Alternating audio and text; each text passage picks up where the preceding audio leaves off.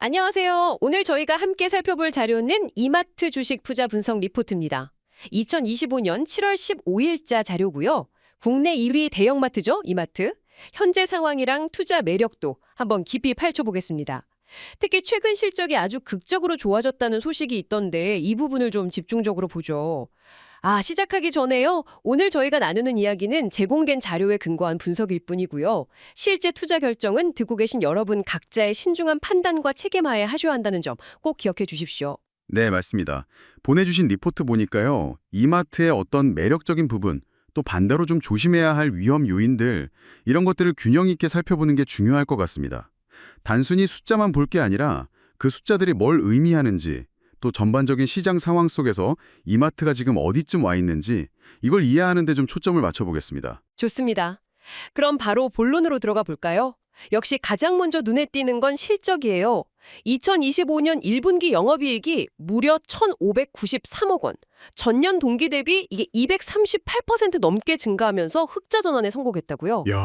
네, 맞습니다. 8년 만에 최대 실적이라고 하니까 정말 극적인 변화죠. 네, 정말 놀라운 반전인데요. 이게 어떻게 가능했을까요? 그냥 비용만 줄인 건 아닐 텐데요. 정확히 보셨습니다. 리포트에서도 그 부분을 강조하는데요. 2024년부터 시작된 아주 강도 높은 구조조정, 그리고 비용 효율화, 이게 결정적이었다고 분석합니다.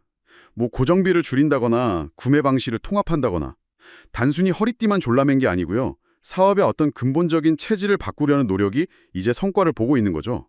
체질 개선이군요. 네, 키움증권 분석가는 이마트의 체질 개선 효과가 올해 내내 이어질 거다. 그리고 하반기에는 소비 심리 회복이랑 맞물려서 실적 개선 모멘텀이 더 강해질 수 있다. 이렇게 전망하더라고요. 그러니까 본업 경쟁력 자체가 다시 살아나고 있다. 이런 신호로 해석할 수 있겠습니다. 체질 개선과 함께 또 중요한 게 미래를 위한 사업 전략일 텐데요. 리포트에서는 어떤 점들을 좀 주목하고 있나요? 역시 이마트는 그 강점인 오프라인 매장 기반 위에다가요.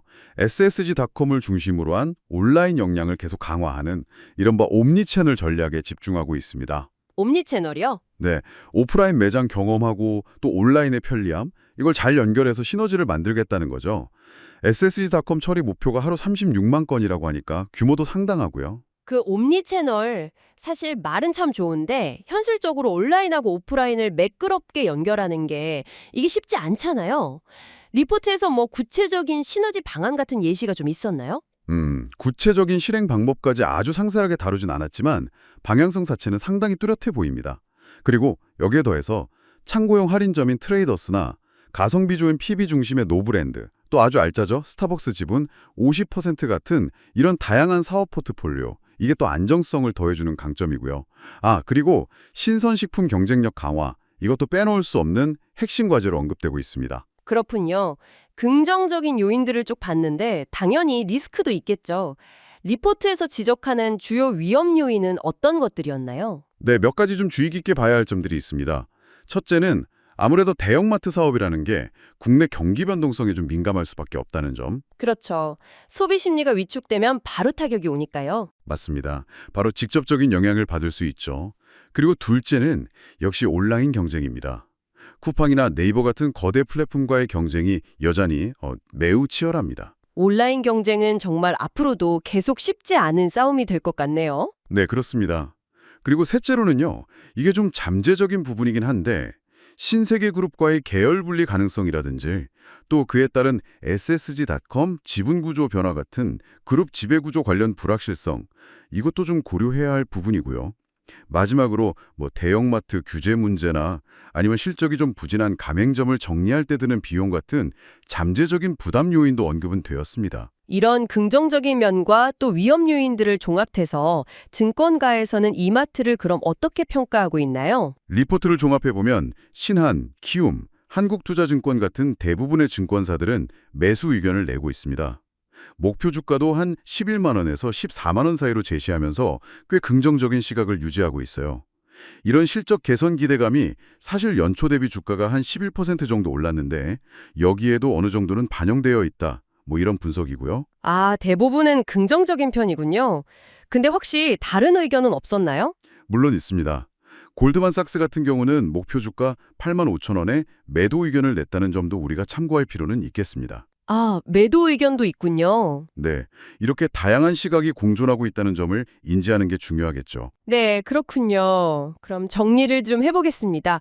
오늘 살펴본 리포트는 이마트가 정말 강도 높은 구조조정을 통해서 극적인 실적 턴어라운드를 만들어냈고 또 온 오프라인 시너지와 사업 다각화를 통해서 계속 성장을 모색하고 있다 이렇게 분석하고 있습니다.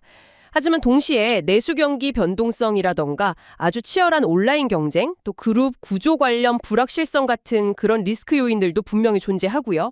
리포트의 종합적인 의견은 매수 쪽으로 기울어져 있고 현재 주가가 여전히 좀 저평가 상태일 수도 있다. 이런 점을 시사하는 것 같습니다. 네, 맞습니다.